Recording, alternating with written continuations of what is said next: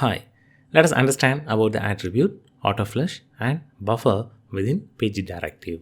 I do have an attribute called Autoflush which is having the default value as true. What happens once the buffer gets full, it will get flushed. Once it is flushed, the redirect or the forwarding won't work.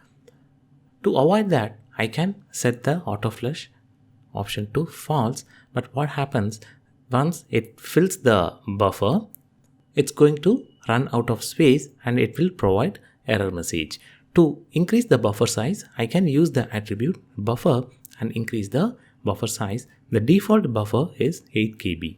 For most of the output, 8 KB is sufficient enough. For any of the streaming like video streaming or a file with huge HTML output, I may need to have a bigger buffer size. Let's go ahead and see a demo to understand Autoflush and buffer attribute of page directive. Let me go ahead and create a JSP, new, other, JSP. Let me name it as page directive flush buffer.jsp. Let me change the title, and I'm going to have a small for loop which will keep on printing a character within the screen. Let me go ahead and have the value as 7500 for the iterator. So I do have an iterator which keeps on printing the character A within the screen, and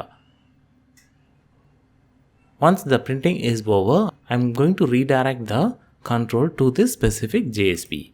So to redirect to another JSP, I'm using the method send redirect of response object. Let me go ahead and create the result JSP as well. I'm going to have a small test response and change the title.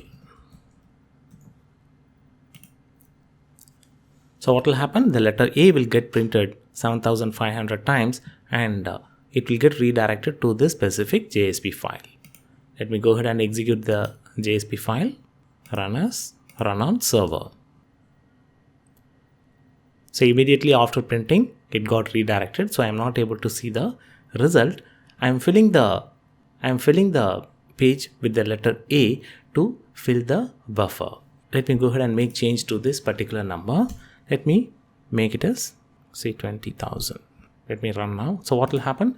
It will not be in a position to fill 20,000 characters. So the buffer will overflow and it will flush the buffer since the default value for Autoflush is true, and so the redirect will not work. Let's go ahead and run this. Yeah, it got printed, but it's not able to redirect because the buffer would have got flushed, and I'm able to see the exception over here. Cannot call send redirect. Cannot call send redirect after the response has been committed. So I'm going to get illegal state exception.